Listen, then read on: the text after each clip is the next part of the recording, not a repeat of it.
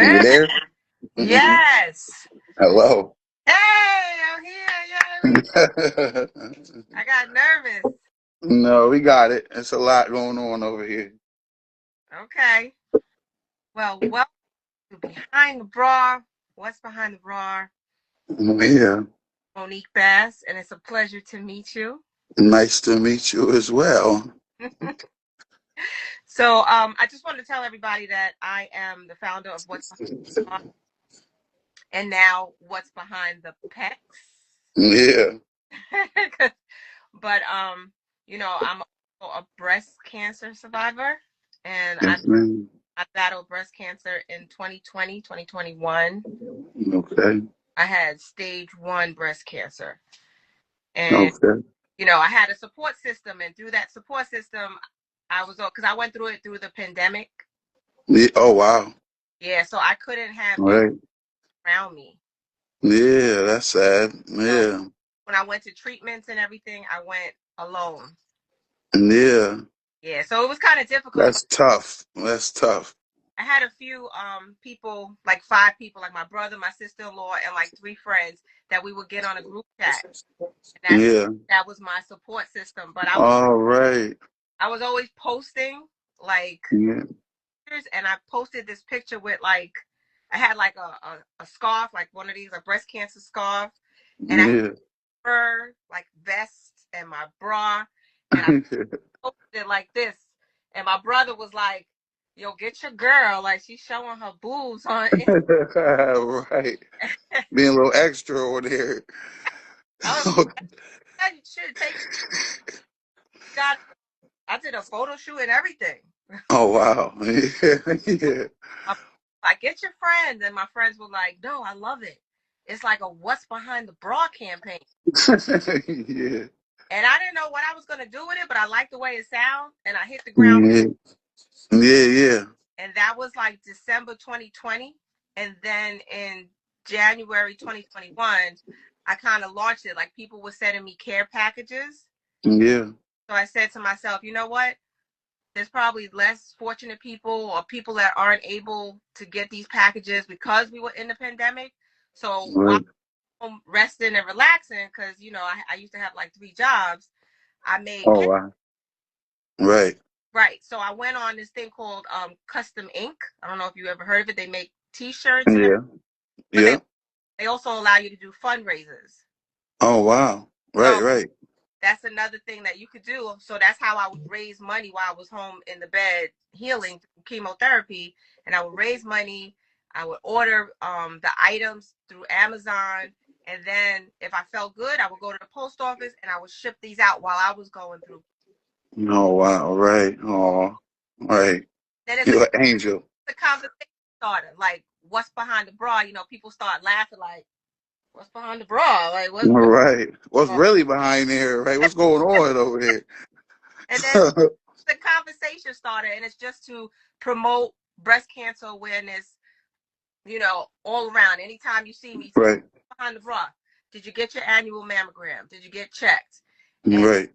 so now I decided, I'm going on my 5th year, that I was going to try to bring breast cancer awareness like intentionally all year long, not just in October. Right. Yeah. We definitely need it now more than ever. More than ever. And then I seen your your viral Instagram post. Yeah. And That's crazy. It's crazy. All the love and support came. yeah, I was like, who is he? I gotta know who he is, and I gotta send him a package. And I also have to make what's behind the pecs, because Yeah. men don't Yeah. have bra. They have Right. their pecs, right? The Right. pectoral muscle. Yeah, that's a fact. So I figured I like. I make it for my fellas. As soon as you made it, I was like, that was quick. I was like, that was quick. We gotta, we got something to stand behind it now.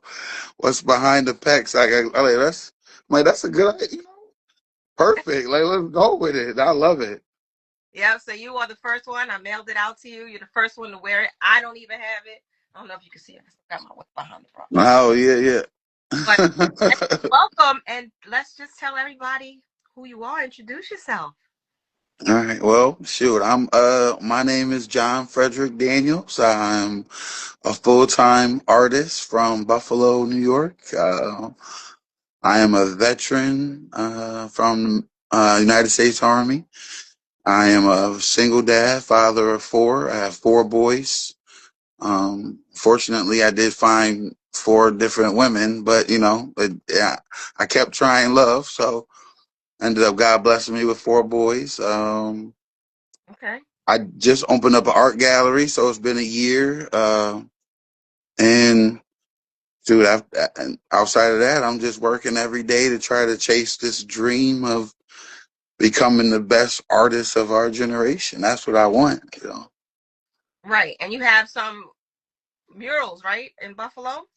Yeah, ton of murals. I got at least, I want to say 40, at least, 40 different walls I've done art on. Okay. And how did that start? How did you begin doing murals? Like, All right. Well, um, couple years back, I was going through a hard time. Life was hitting me hard. I think, like you said, during COVID. Um, right before COVID, I lost a child with my ex-wife. Um, try to keep it safe as possible in this conversation. We tried to have a live birth in a living room.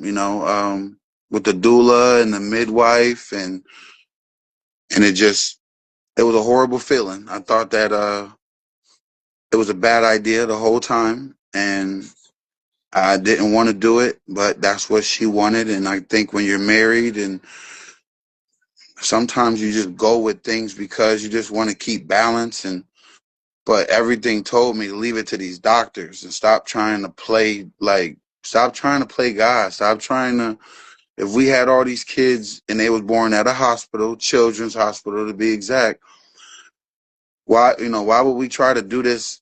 Anything could happen, and that's what happened. My baby passed away. I had to deliver my child, and he just didn't make it out, and it was just a horrible experience. And when I tried to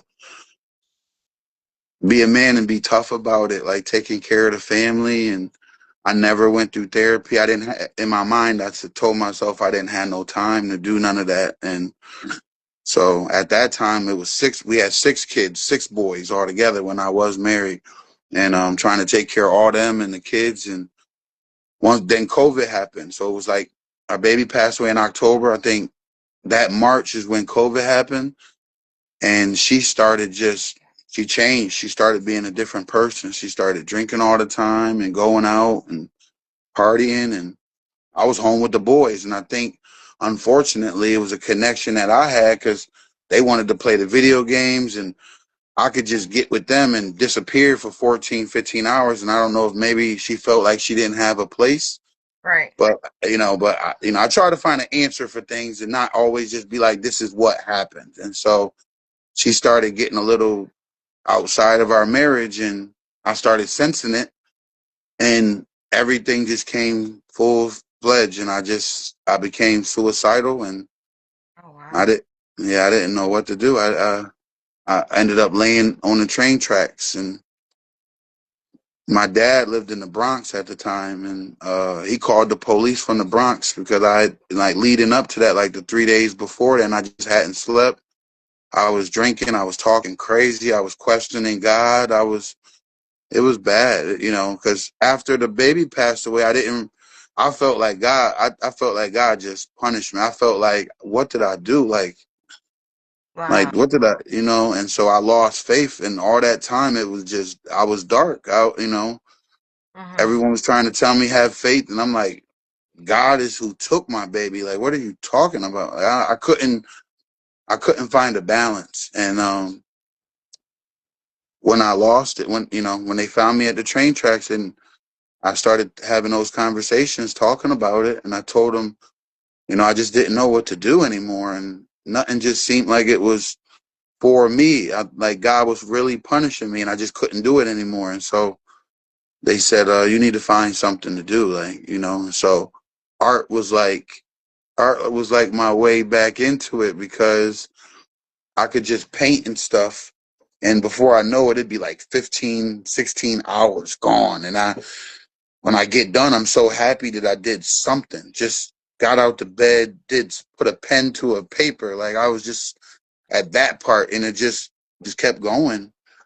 And people started buying it. And while I was, doing the art, I was still a little dark. So I was on Facebook, stressing that God didn't love me, and people was there. Like they was, it was just crazy. Like the church reached out, the pastors in the communities, like, well, you say you want to be that person, but God is, you got to find something and you got to give it back. And so that's what it was. It was once I focused on helping people, and it was around Christmas time. I remember, like, I didn't really do nothing for my kids. I was going through the divorce, and I told the kids, I'm like, I'm about to go out here and give out gifts on Christmas. I'm gonna be standing on the side of the road with the pastors giving out gifts to unfortunate kids. And when I came home that night, I just remember being so happy. Like the music, like everything was just, and we didn't have nothing. We was going through a divorce. We had just moved out. We moved out and got our house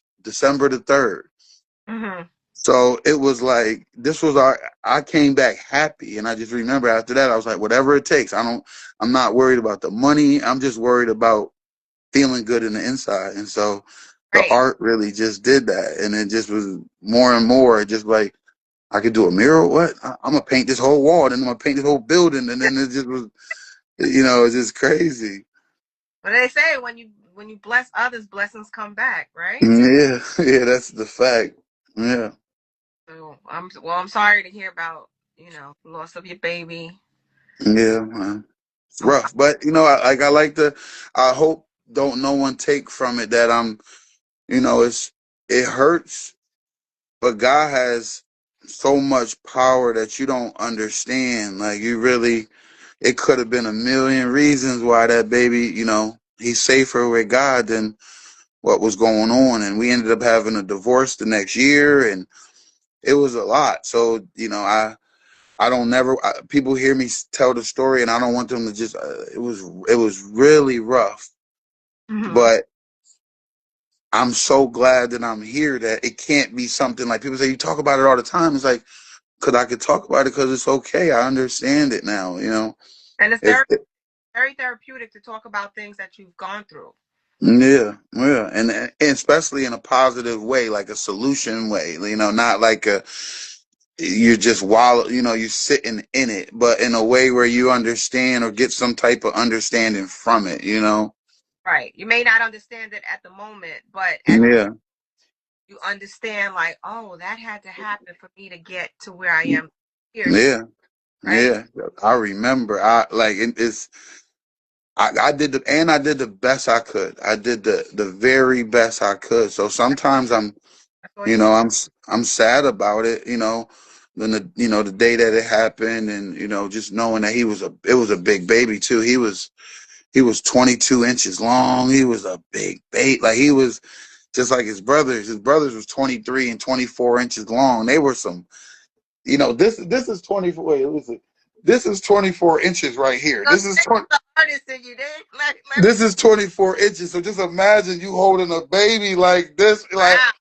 I was looking like, oh my God. Like, so and the world is so wicked right now. It's like go ahead and sit with our Savior. He needs you up there right now. It's wicked out here.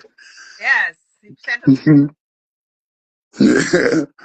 Exactly. Oh my goodness. So you started doing the murals, and you became. Everybody started buying it, right? So actually, like one of the first murals I did in Buffalo, a couple years back, I think 3, 4 years back, this white guy came in to our city and he shot and killed 10 black people racially motivated on May the 14th. And he went to we only have one in this neighborhood. It's called Cold Spring. So everybody knows black. It's elderly black. It's the black community in the whole city of Buffalo. And they only have one grocery store. And he went there and he camped out for 2 days. And then on May the 14th, he killed 10 black people, racially motivated. And some of them same people, when I was going through it, they was like, man, just hold on. I might have an opportunity for you. And so when they got the permits and stuff, he reached out and was like, look, if you want to help us with this mural, it's going to be for those families, for the victims. If you want to help us, you're not going to make any money, but your exposure and everything that you did, I'm like, I'm in. You ain't got to tell me nothing. I'm ready. So, my family my Uncle Kev let me get a scaffold. And I had that scaffold in my truck for the whole summer, and we worked on that mural for the whole summer. And, that was the most impactful thing that I've done, I think. And because of that, it kind of, everyone knew, like, oh, wow, who did that? And I'm like, yeah, I ain't want nothing from, it was purely for the community. We ended up putting benches out there. So while I was getting that job, people started booking me. I'm like, oh my God, it's working. So I would take some of my money and we bought benches for out there. We put lights on the buildings. We gave back. We put flower pots out there, big giant flower pots. So every year we fill it with flowers, we water it, keep it, we keep the neighborhood looking good, And that's another example of you giving back. Yeah. And then blessings keep flowing in. Yeah, it's a good feeling. It's a good feeling. Oh wow. So then we fast forward to the diagnosis. Yeah. Tell us about that. When you found out, how you found out. Okay. So it's crazy too, because it's just how it works. Question. You said, how did your diagnosis affect your raising the boy as a single father? But we're gonna get back to that. So I want him just to. Okay. So I'll keep it quick. My aunt had recently passed away, and my family was being riddled with cancer. And so when my aunt passed away, I used to be the one every month. I would take her to her doctor's appointments. So we would be able to talk shit to. Oops, sorry. We'd be able to talk junk to each other, and and so we was real. We kept it, and I would take her to get all her medicines and pay her bills, because older people, they don't care about none of this technology. They still going to the grocery store, writing the check to the gas company, So right. I would take my aunt to go do all her stuff every month. And so I just remember complaining one day, and I had this lump in my right under my nipple. And she was like, you better go get it looked at. And I'm like, you always, as men, we like, man, it don't hurt, so I ain't worried about it. But it's just annoying. It's just there, And so unexpectedly, my aunt passed away. It was just so weird. Like, just seeing her, I know she was healthy because I was taking her to her doctor's appointments, and she passed away on like a day or two after my birthday in August. So when I was talking to my sister and my girl, they said, you gotta go. The last thing she was talking about was you going to get that lump looked at. And I'm like, I'm not doing it. And they were like, Auntie Bay wanted you to get that lump looked at. You better go get that lump. So that's what I did. I went and got it looked at, and they said, oh, I remember the nurse came in, and it was a guy nurse, and he felt it, and he was like, it's kind of dense, bro. He was like, I don't want to scare you, but it's hard. And so, I would suggest you get a mammogram. And so I went for a mammogram, and they smashed that boob like a pancake. I don't know how. Look, I don't know how y'all do it. I look. Don't touch it. That's why men don't go to the doctors, because as tough as people think we are, we really not. Right, and I asked my breast specialist. I'm like, so do men actually go for mammograms? Like, how do you fit it? Yeah, because they were laughing at me because I'm 6'3", so they like, we don't have a machine. Like, you're right at the level, so we need you to either. It's weird. We need you to either get on your tippy toes and go up, so we can put something there, or you have to bend at the knees and go down, so we can get your boob in that machine. And so they were just laughing. I said, man, y'all better not be dealing with no Russians, because she'll come with a mother Russia booby and put that's going to be 6'5" in the air. And so, yeah, so that's how I found out. And it just moved so fast. It moved. And another thing is, one of the guys I did my first art show with, he owns Buffalo Art Movement. Nice guy. Paco, his name's Francisco, but he worked at Roswell. So I was terrified. The first thing I did was I called the people I know, like, hey, Paco, like, what's going on? I got cancer. You work at Roswell. I need the best doctors. He's like, Dr. Cappuccino. He's like, give me your information. I'm going to get it over to them right now. Like within 2 days, they had set me up with the doctor, my follow-up appointment, and the VA didn't even have nothing sent over yet. So they're like, well, they went and got the information from the VA because the VA takes so long. They drag everything. Like I didn't even get my medicine until 10 days after my first chemo. So that's why I did my first chemo with no pain pills, nothing. And I felt like an X-Man. I felt like it was ripping my bones out my body. Like when they tell you to take every pill works for something, it does. And I didn't. They were like, you needed to take the Claritin for the bone pain. And I'm like, first I didn't have it and I didn't want to tell nobody. I'm being so tough. And when it came, I'm like, and I took it, I was so relieved. Like it was, I don't know if you felt or if it's the same for everyone, but like these pains that go in your spine, like the top of your spine and the bottom, like oh man, it felt like someone was pulling my spine from my head. Butcha, that's horrible. Yeah. Larry's on here. He's going through colon cancer, and he's in the VA too. So he says he bears witness, like 10 days. Yeah, and I'll be having to beg them, and then I'm like, I don't like when I had my regular, like just with the VA, I'm like, I go up there and pick up my medication the same day. It's not I'm like, so now, what's taking like yo? So I guess just the time frame in between the relating from what's going on at Roswell to the VA, and then the VA taking their good time. It's just crazy. So I just went and got all my stuff myself. I said, because everyone's like, you shouldn't even do that like that. You should have, but I don't know. I'm not really prepared for things. I just take it as it comes. Like it is what it is. Like this is what we're doing, and chemo, and and you probably know what I'm talking about. As soon as you find out that you have cancer, right? Everything. It felt like everybody was giving me so much information that was scarier than the diagnosis. It was like, well, if you don't take this, then you don't get the parasites out. You don't take the worm killer. You don't get the dewormer. You got to go get the horse this and the animal this and the sea moss and this and this. And every plant, you got to eat the soursop and the leaves. And if you don't do this and this, I'm like, well, hey, shit, I'm just going to do the chemo because that's what it's going to kill everything. So right. I'm young enough that kill everything and I'll build it back up, then try to holistically fight it. And people are like, oh yeah, but my grandmother did that, but she still ended up dying. And like, what are we talking about then? Like, I want to get it out of me and then maybe eat right, do right, live right, not try to fight it when you know that it's something in you. And then like, I trust our ancestors. I really do, but I'm terrified. And I got these boys. I got these boys to raise, and that's my biggest concern of not giving up. I'm not going.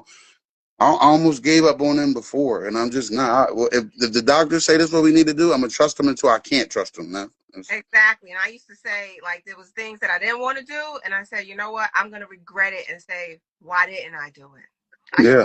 I don't want to be able to have to say I should have did it. So I'd rather do it, and then I can say, you know what I was supposed to do.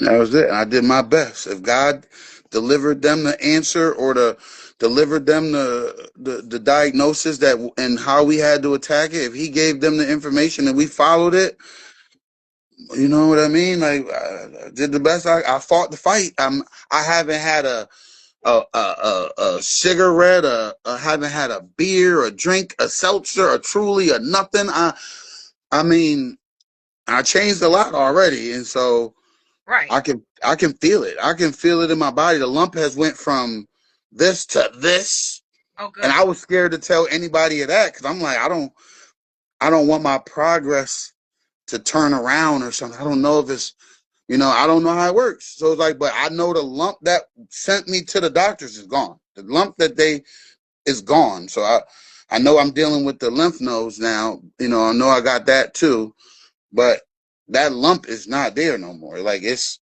tender, but it's not there. That thing was big as a like a small. Trying to think of the size of it. It was big. It was bigger than a quarter.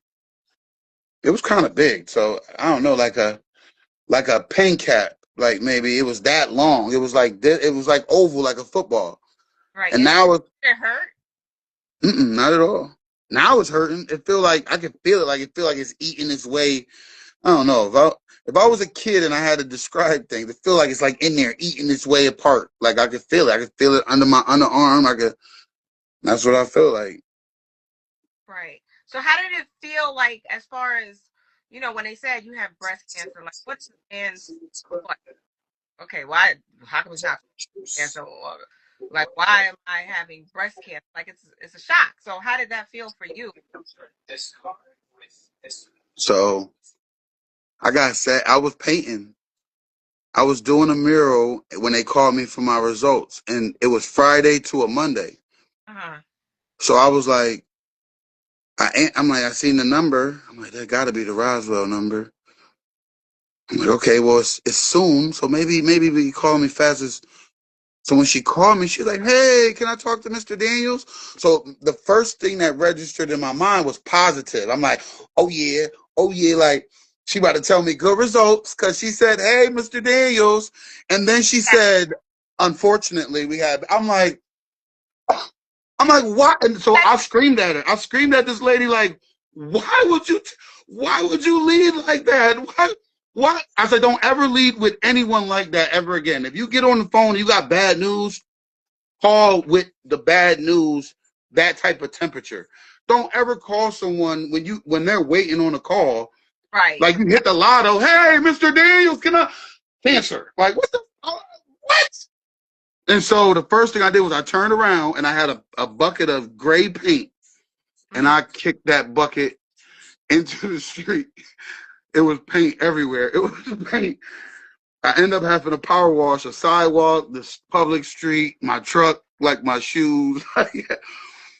And Worth it. It was worth that kick. I was hurt, and it was this guy. It was another worker there. He wasn't with me. He was painting residentially.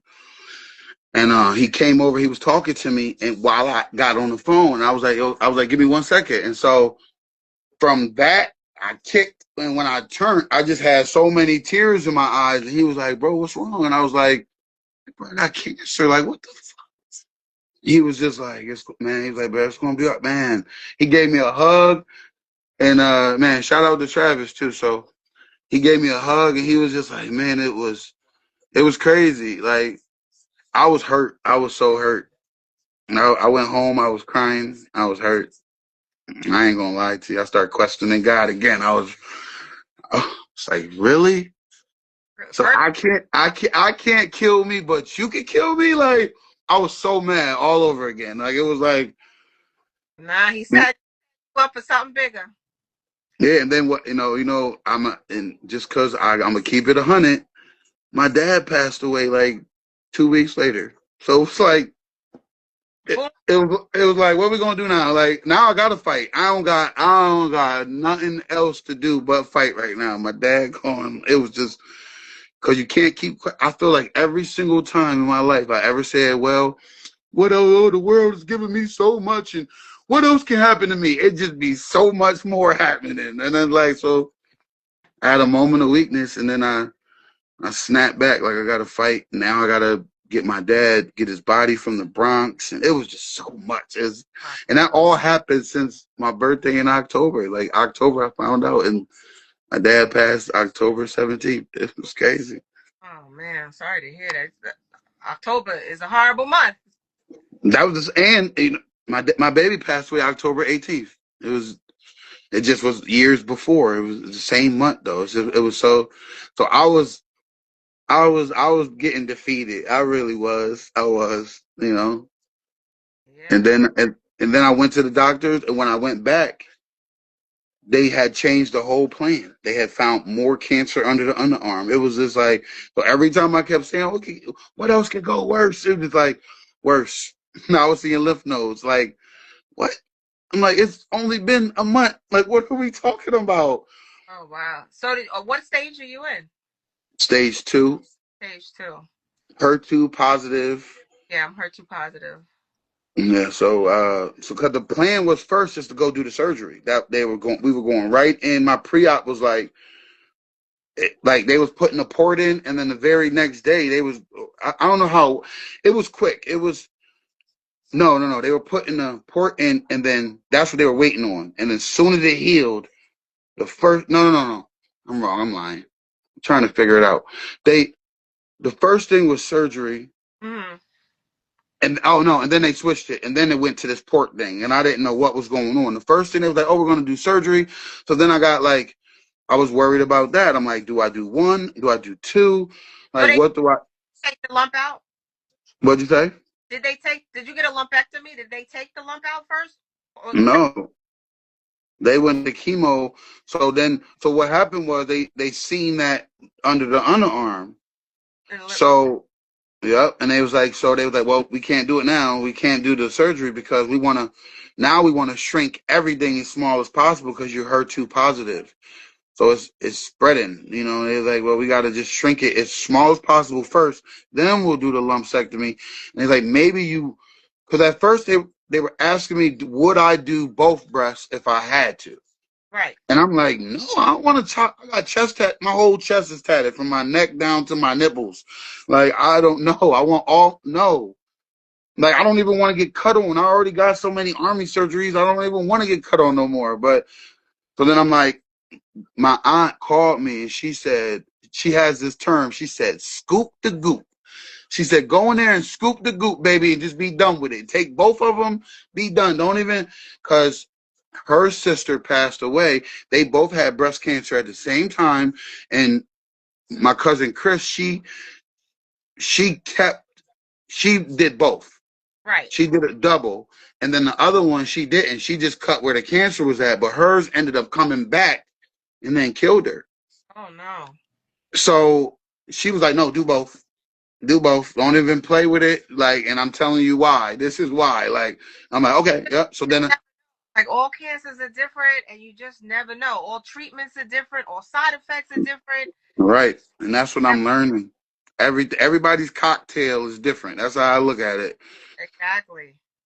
So they said they're gonna do the chemo, then the surgery, and then they'll see if they like most likely if we shrink it all the way down, you won't even need to do both. Right. But it's up to you if you want to do both just to be safe. So I'm like, we'll just cross that bridge when we get there. Yeah, a lot of people mostly do both because they're like, I'm Look, you see, look, you see support.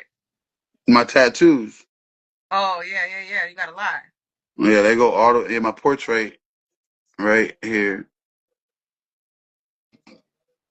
Portrait. I don't know if you can see it. It's right Yeah. here, but she's like, we're gonna try to cut it in between your tattoos. I'm like, just do it. Yeah. Doesn't matter at this point. Oh my goodness. So how are your boys during all of this? How old is? I got so 20, 21. Mm-hmm. It'll be 22 in May. I got a 15-year-old, 11-year-old, and a 2-year-old.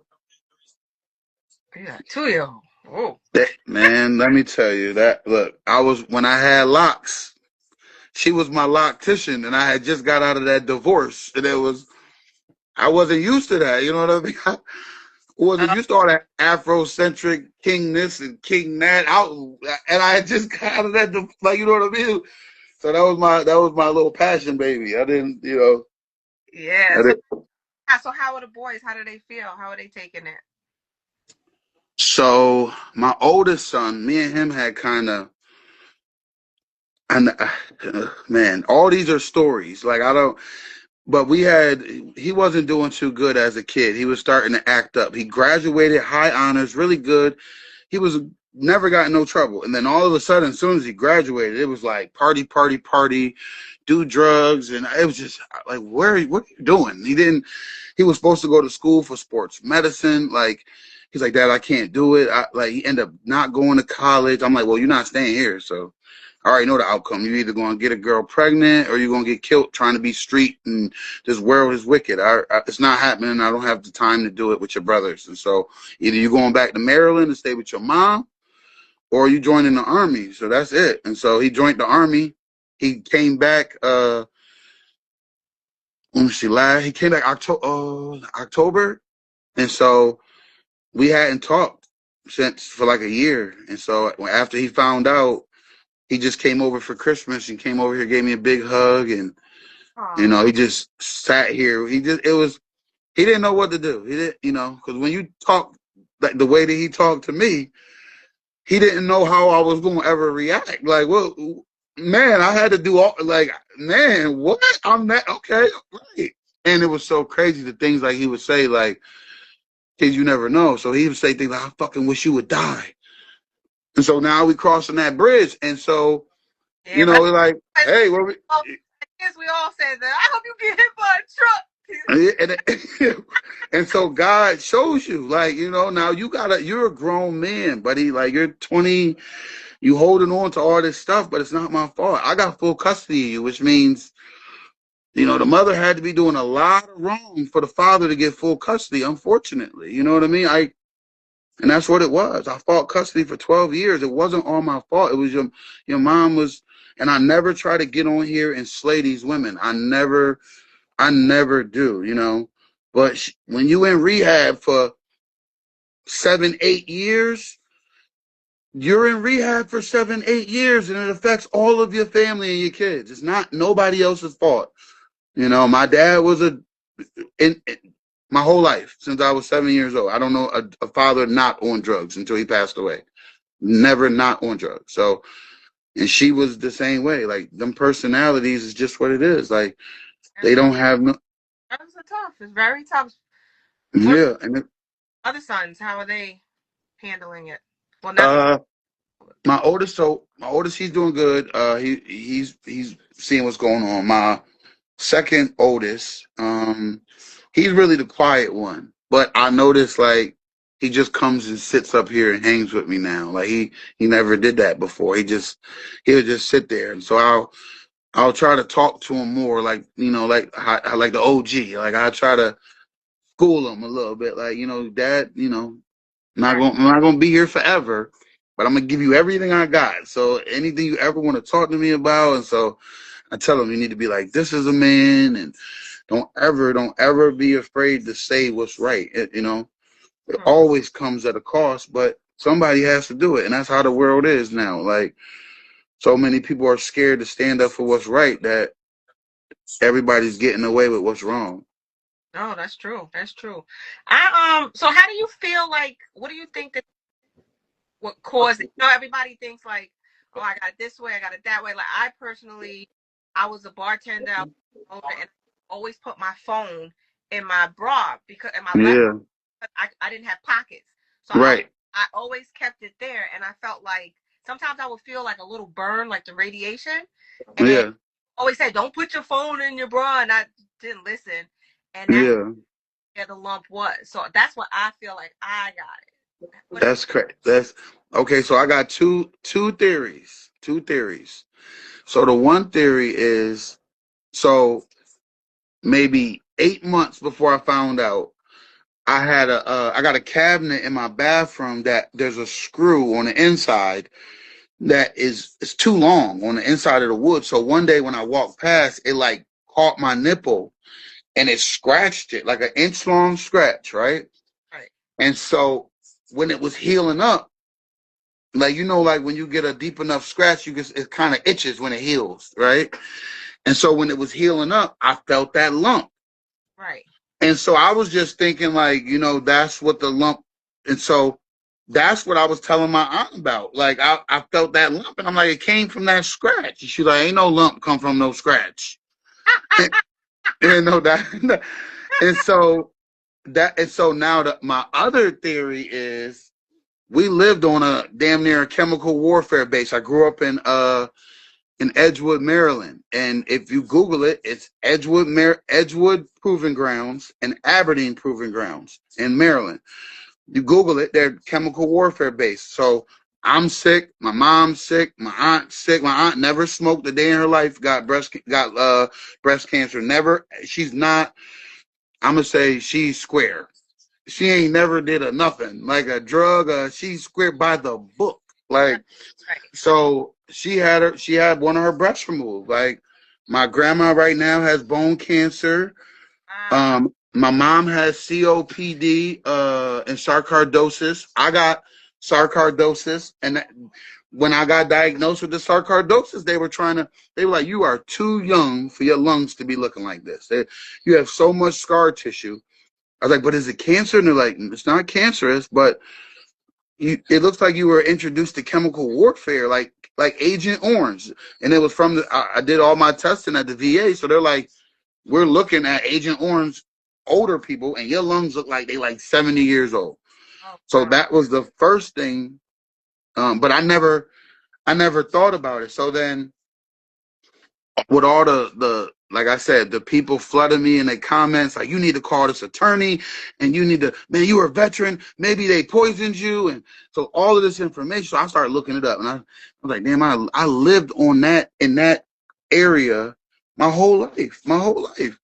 Right. So then I called my sister. I'm telling everybody, like, "Look, I'm calling an attorney." So I called attorneys. I'm on it now. Look, we're gonna figure it out. Somebody gonna pay for this. Mm-hmm. So So did I'm, you take the genetic testing? What yeah.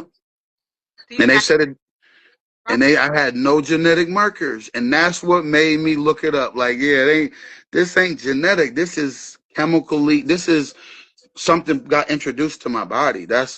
And because so for 13 months after, so before the cancer, 13 months prior to that, I was eating. I was a vegetarian because I was so scared of the sarcoidosis, Mm-hmm. like attacking my lungs and my eyes and my heart. I'm like, oh my God. The doctor was like, "Well, sir, you can't do it all. You can't smoke weed, drink liquor every day, and party." And I was eating ribeye. I was eating a lot of red meat too. I was eating steak like 4 days out the week. I could love a ribeye, you know. How long it takes for your body to digest just one steak? Man, look, I was, and you know how I did. I was doing a ribeye with crumbled blue cheese and sauteed mushrooms on the grill and all the fixings, right? Oh, And so they was like, "Well, you can't do it all, sir." And at that time, I was smoking cigarettes too. So I was smoking cigarettes, smoking weed. I was drinking every day, every day. So they was like, "Well, you can't do it all." I'm like, "Well, I'm gonna give up food. I just won't eat. I'm not gonna not drink and not smoke." So I ended up quitting cigarettes, cold turkey, and then I started vegan. But I would just be so weak after my first month. I lost a lot of weight, and I couldn't get enough energy during the day. It would crash me around 3 or 4 o'clock every day. I would just crash. I couldn't get no energy. So I introduced fish. And so I would eat fish and stuff, and that was it. So for 13 months, I hadn't ate no pork, no red meat at all, at all.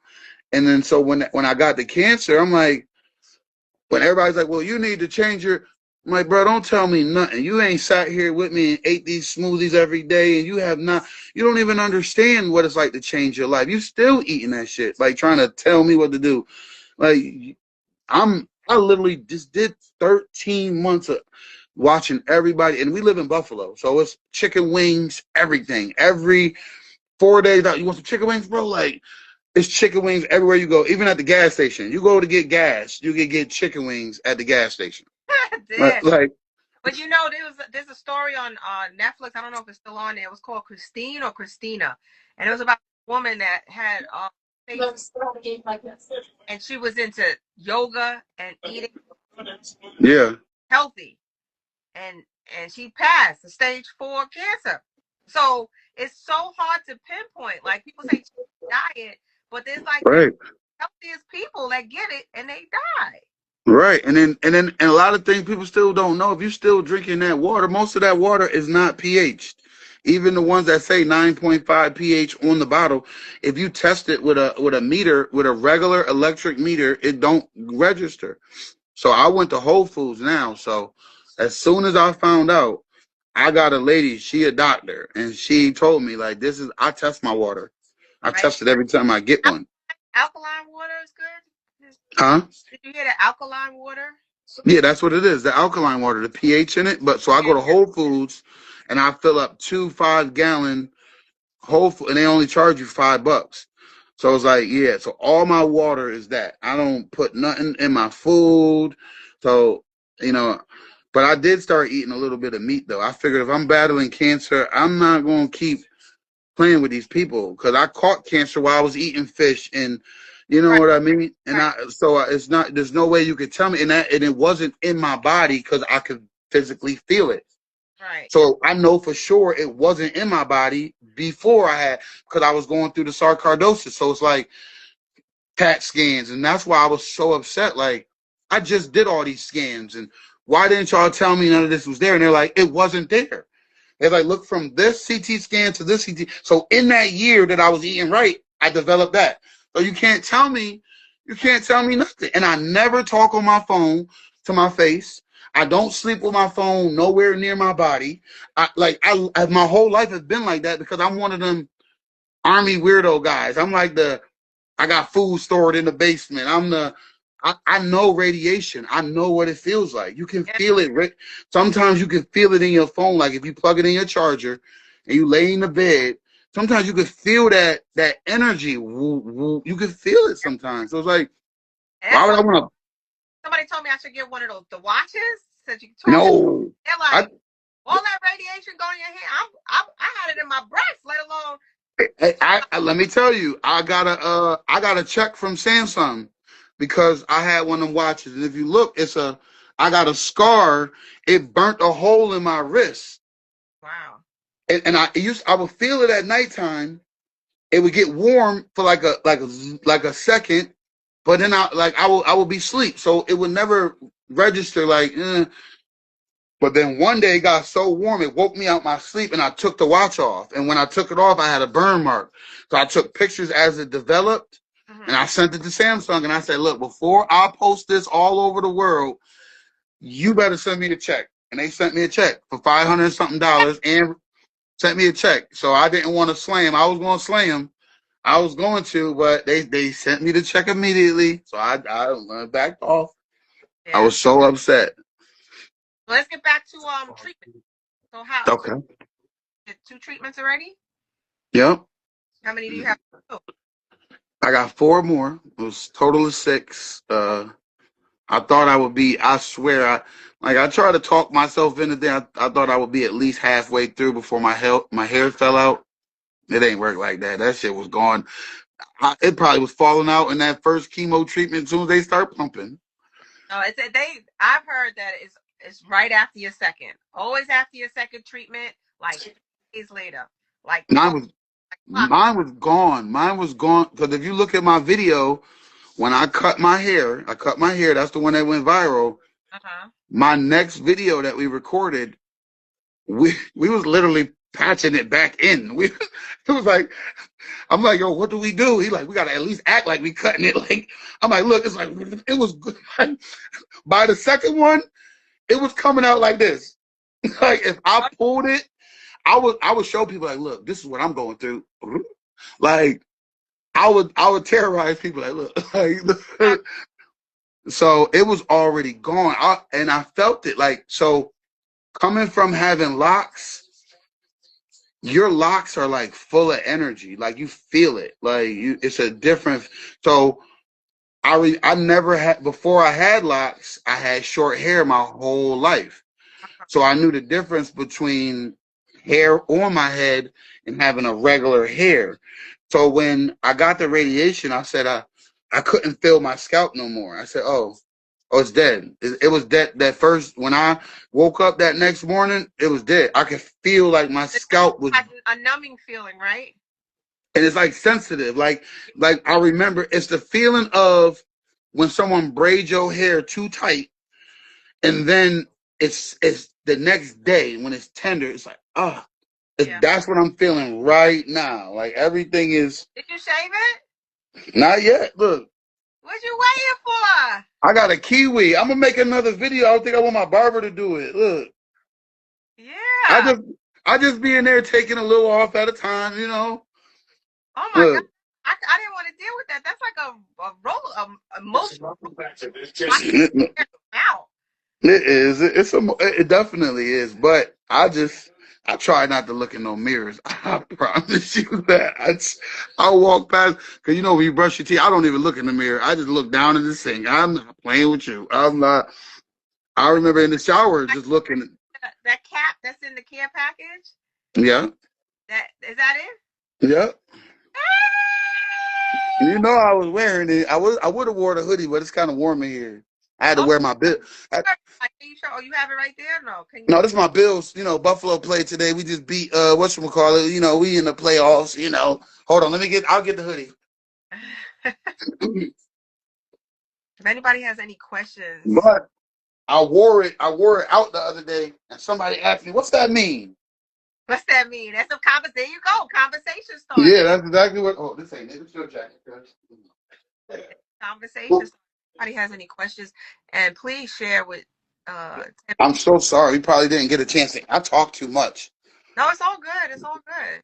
We got about 10 minutes. Let me see what's behind the pets. Yeah. Hold it What's up. behind my pecs is, I you don't even know. I don't even have one, but I'm gonna get one. I'm Yeah. gonna do a fundraiser and I'm gonna add them just for the men that I need. already painted in it. I ain't get no paint on it though. I Hey, might have, but I so already been paint. how's your support system? Like what as far as financial? I did pin your GoFundMe. So if anybody Man, donate look, fund me. so I didn't take any more jobs when I found out what was going on because I didn't know how the chemo was going to affect me. Um, I just been trying to find a way of balance that's not about the money. Just try to keep it as simple as I can with all the bills, and I notified everybody what's going on. I cut back as much as I could on all my plans, and um, I don't know. It's balance. With the GoFundMe, just I know people tend to just put it up once and just talk about it when you first do it, but it Yeah, has to be a continuation. You got to tell your friends, your people. It's about sharing it. When you share it, if they yeah. can't donate, tell them to share it. Okay. And everything. Yeah, I'm blessed for everybody that has donated. You don't understand because I don't really want for much. I try to just be basic as I can. Even everything I love to do. I just sitting here and chilling now. And I used to drink a lot. I wasn't a mean drunk or nothing. I just like to talk, laugh, and my mom used to tell me like, you drink to celebrate. Don't drink when you sad. And since I was doing art and I was busy the whole summer. Like every day was a project. Like I was telling people, nope, I'm not taking it. I'm not doing it. Look, I can say that now. Like, Yo, wait, and, my best friends are on here, Stacia and Keisha. They're like, wait, he has Monique energy, like my energy. Like I'm always like, let's go. What we gonna do? How we gonna do it? Go. yeah. That's why I was laughing with the doctors and I told them, I said, well, look, this is just gonna make me normal. Like chemo is because my whole life I've been a ball of energy. My whole life, it ain't. I couldn't work no regular job. I've never been able to conform because I'm too much. Everywhere I go, I love to just talk and be the light. So now I'm able to. This has really slowed me down, but I'm still faster than everybody that's around me because I never slept anyway. I'm always thinking about something and what we could do. And About the about the next move, it doesn't let me sleep either. So yeah, what are you doing? So after chemo, what happens after chemo? You're gonna do a mastectomy, hmm and you're yeah. gonna do both. I mean, if they tell me, because I like to just talk numbers. If you tell me the chances are higher, just getting rid of them both and of it not ever coming back, then I'll just do that. I'll just take them both. We just Most gonna have to. most people just do both, so they don't have to go back. Yeah, Like because I don't need them. It ain't like I'm gonna be flashing people in Mexico or something. Let me get some beads. So hey, take them. You just gonna be cutting up some of my art on my chest. That's about it. But take all of this stuff at this point is a journey. I don't. It's all a you know. did they say you had to do radiation? Yeah, they said after I get the surgery, I had to do. They didn't say a lot of rounds though. It was like 2 to 4 rounds of radiation or something. Radiation is it was I had to do 21 sessions. You go for 10 minutes, you're in and out. And I didn't it was like it was nothing. Really? It was nothing. And in the It's beginning, better than the chemo? yes. Yes. Oh, It's because they targeted, they're just gonna put it on your breast, on your left with your right. yeah. Yeah. Left. Mine was on my left, but they just target just that Oh area. yeah, mine's on my left too. We on both on the left. Oh, I thought you said you was on the right. Yeah, mine was on the left. Look. Oh, okay, let me see mine too. You better be careful because you still got a breast. We moving that boob around like that. No, so I just did the lumpectomy. They just took out the lump. By the grace of God, I didn't have to have the mastectomy. Oh, that's great. And Yeah. mastectomy, they are the real MVPs. Yeah. But like I said, I didn't want to do radiation, but I just worked myself up. It was nothing. It was nothing. You go Yeah. in and out with 10 minutes. It's like nothing. Do it hurt or something? What is it? Nope, nope. You don't even Oh feel well, it. look, I done been through. Look, that's I done been through it. It's like sitting through it. All of this stuff is like, let's get through it. I didn't. They're like, I don't know how you get through. Like, bro, I done been through so much. Like, Right. I think God has a bigger plan for you, but that yeah, in the murals, like I just feel like yeah, coming for you, like a bigger purpose. yeah. I'm trying to be the best artist of this generation. It's hard, because nowadays they want you to. Everything is so political. It's like, and I'm just not a. A I'm political. not. I'm from Yeah, Baltimore. I grew up in the hood. I like. And on the other side of it, I joined the army at 17. I gave back to my mom. Like I gave my mom half my paychecks at 14. I had 2 jobs at 15. So one side of it, I know the struggle of the black man. I know all that, but I also know you got to get your ass out there and work too, young black very man. true. And that's But a lot of it's just a platform that you could put your art at, like a free platform. I think Lisa, I'm gonna send it to you. But you put your art on there and you could auction it and you could make money there too. Like you should oh yeah. Look at this one. Hold on, let's see if we can see it. huh? What's that? That's what you're working on now? I finished that one. It's 5 foot tall. How long does it take you to finish each project? It just depends if I want to keep playing with it or I just want to be done with it. Usually, I give it 40 hours like a job. I try to at least give it 40 hours. So if it's like 10 here, 3, 5, give it, piece it together to give it. I try to give it at least 40 hours. I did this one. Hold on, so you can see it. I did this one after my baby passed away, Okay. and that's another 5 foot piece. Yeah, you definitely should start auctioning and get that money. You know. Yeah. So Well, it's almost about to end, and okay. as so what message could you relate to other men? What message can you give to them that about Um, tell a man about breast? Man, I would say we need to start getting ourselves checked up. If women can make it a priority to take care of their bodies at least once a year to make sure and prioritize what needs to be attacked, because that's really what it is.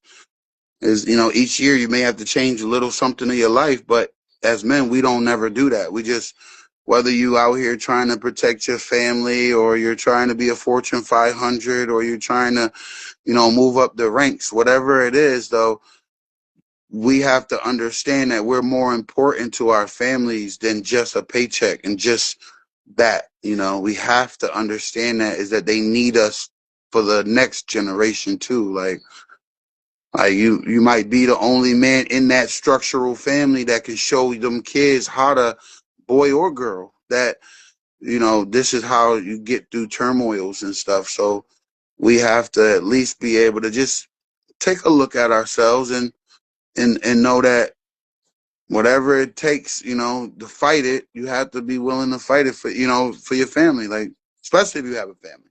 Yeah. But anyway, I just want to thank you for sharing your journey. Mhm. Ray is on there. She's coming on next week. Um, Okay. send you blessings, a lot of blessings through your journey.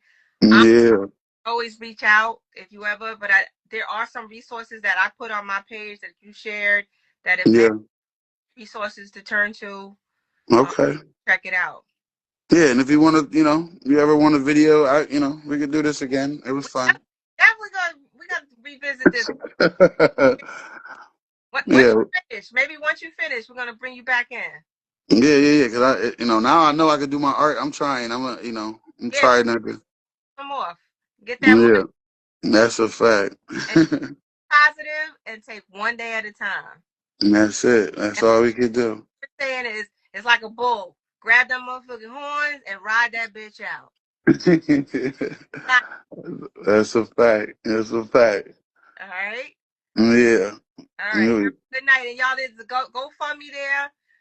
Thank all you guys for watching and listening to my story. And thank you for giving me this opportunity to tell my story. No doubt. What's on the Pecs? Yeah. What's behind? Wait, one more time. Let's get it to it. Let's get to it. Let's go. Hey. Thank you guys. All right. Have a good night. Man, you too. Good night. All right. Bye bye.